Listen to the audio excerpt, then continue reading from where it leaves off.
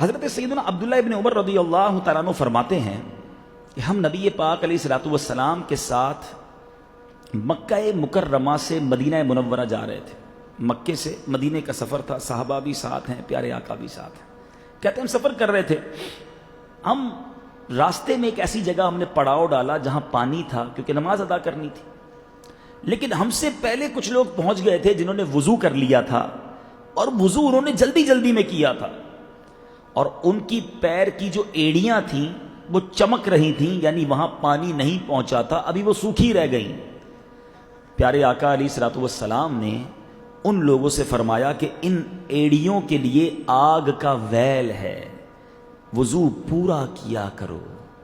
آگ کا ویل سے مراد یہ دوزخ کے طبقے کا نام ہے، یعنی یہ ایڑیاں جلائی جائیں گی جو وضو میں پوری طرح نہیں دھوئی گئی. آج ہم سب اس پرابلم میں گرفتار ہیں کہ ہر چیز میں جلد بازی کرنی ہے، ہر چیز کو جناب بڑی جلدی میں کرنا ہے، چاہے اس کا حسن پورا ہو، وہ کمپلیٹ ہو کہ نہ ہو، وہ عبادتیں ہوں یا زندگی کے معاملات ہوں. اس واقعے سے یہ بھی سیکھنے کو ملا کہ اگر وضو صحیح نہ کیا جائے تو پھر تو نماز بھی نہیں ہوتی. لیکن وضو کمپلیٹ کرنا سیکھا کس نے، اور اس کو اطمینان سے کرنے کی عادت کس نے ڈالی؟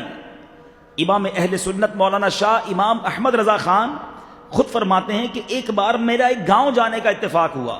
ایک صاحب میرے ساتھ تھے، فجر کی نماز کے لیے انہوں نے وضو کیا. ان صاحب نے جو اعلیٰ حضرت کے ساتھ تھے منہ دھونا شروع کیا تو بھووں سے اپنے منہ کو دھونا شروع کیا. بہت سارے لوگ کرتے نا پانی بس چہرے پہ یوں مارتے، کہتے بھووں سے منہ دھونا شروع کیا. تو امام اہل سنت فرماتے ہیں آپ نے یہ کس طرح منہ دھویا ہے؟ آپ نے بھووں سے چہرے پر پانی ڈالا ہے، پورا چہرہ تو نہیں دھویا.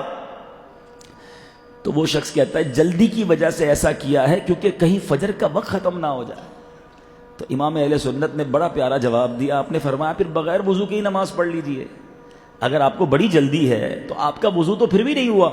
اگر چہرہ نہ دھلے، چلے شرعی مسئلہ بھی سمجھ لیں، اتنے سارے انٹلیکچوئلز، پڑھے لکھے تاجران، فنکار بھی نظر آ رہے ہیں، خصوصی اسلامی بھائی بھی آئے، جس شعبے سے آپ آئے ہیں، ہم میں سے کتنے ایسے ہیں جن کو وضو کے فرائض معلوم ہیں؟ آج یہ شرعی مسئلہ سمجھ لیجئے کہ وضو کے 4 فرائض ہیں.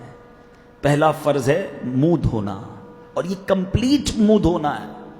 ایک کان کی لو سے دوسرے کان کی لو تک، سر جہاں سے بال عموماً جمتے ہیں شروع ہوتے ہیں وہاں سے لے کر تھوڑی سمیت یہ پورا ہمارا منہ ہے، اس کو دھونا فرض ہے. دوسرا فرض کونیوں سمیت دونوں ہاتھوں کو دھونا ہے. تیسرا فرض چوتھائی سر کا مسح کرنا ہے. چوتھا فرض دونوں پیر جو ہیں ٹخنوں سمیت دھونے ہیں. اب کسی کا یہ کوئی ایک فرض رہ گیا، اس کی نماز نہیں ہونی.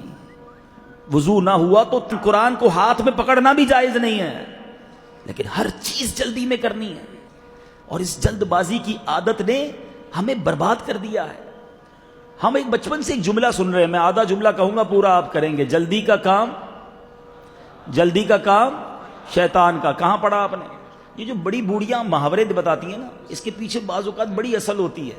یہ بچپن سے جملہ سب نے سنا ہے، جلدی کا کام شیطان کا. اب آؤ میں نبی پاک علیہ الصلوۃ والسلام کا فرمان سناتا ہوں. پیارے آقا فرماتے الانات من اللہ والعجلۃ من الشیطان. آقا فرماتے ہیں غور و فکر اللہ کی طرف سے ہے اور جلد بازی شیطان کی طرف سے ہے. انسان جلد بازی میں فیصلے کرتا ہے، جلد بازی میں ڈیسیشنز لیتا ہے، جلد بازی میں بہت سارے کام کرتا ہے، اور اس بنا پر نہ عبادت صحیح کر پاتا ہے، نہ زندگی کے دیگر امور صحیح سر انجام دیتا ہے. اطمینان سے سوچ بچار کر کے زندگی کے فیصلے کرنے چاہیے.